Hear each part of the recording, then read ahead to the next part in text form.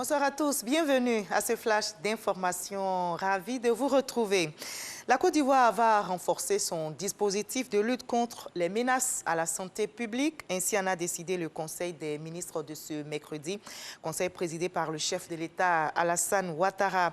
Le président de la République, via un projet de loi, va ratifier la Convention du Conseil de l'Europe sur la contrefaçon des produits médicaux et les infractions similaires.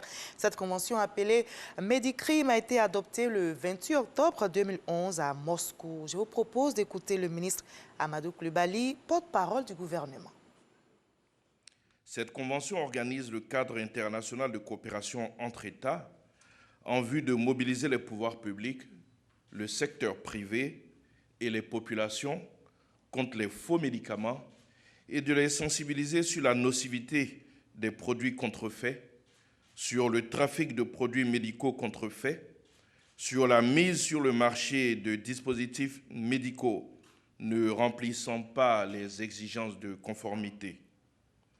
Elle prévoit à cet effet des mesures de coordination nationale, de mesures préventives à destination du secteur public et privé et des mesures de protection des victimes et des témoins.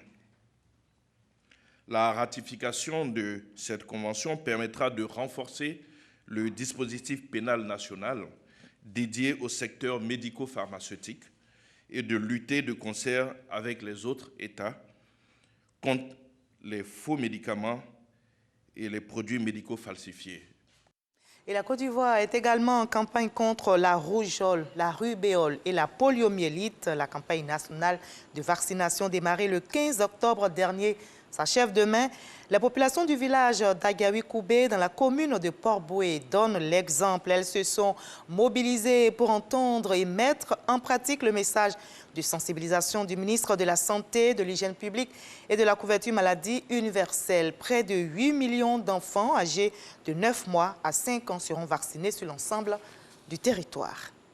La campagne s'accentue aussi contre le coronavirus dans le monde. Les États-Unis envisagent de faire vacciner les enfants âgés de 5 à 11 ans. La Maison-Blanche a donné l'information aujourd'hui.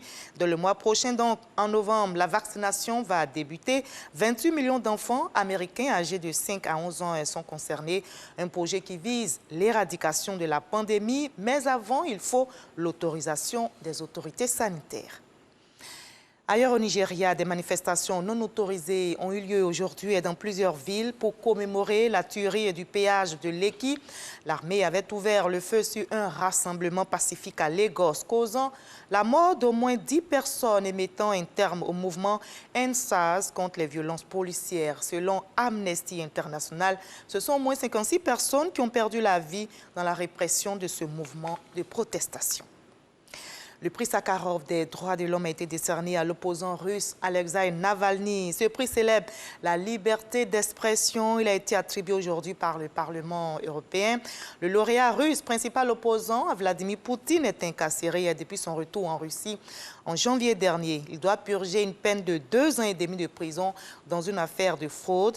Sa distinction a été saluée par le secrétaire général de l'OTAN et qui considère ce prix comme la reconnaissance du rôle important qu'il a joué depuis de nombreuses années pour défendre les valeurs de la démocratie en Russie. Je vous retrouve à 20 h à tout à l'heure.